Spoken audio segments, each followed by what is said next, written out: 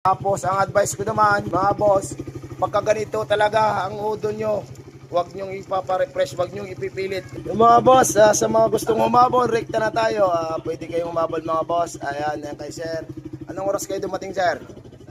Alas 6, ayan, pauwi na si Bossing, okay na. Maingay yan kay Bossing.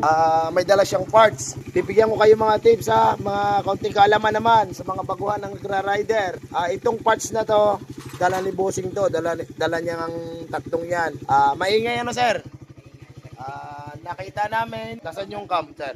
Ito mga Bossing, kasi nagpalit daw ng tapet, siguro nagbago ng valve clearance, ayan, nasira yung cam ni sir. Ito talaga ang dahilan din ng pag-ingay.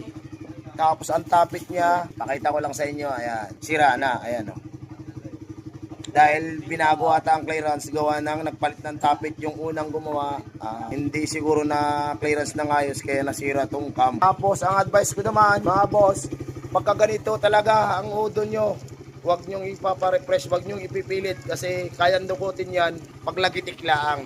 Katulad ng kay Sir Batang Bata, 18. Hindi ko muna ni-refresh mga boss, hindi ko muna binunot ang black at head.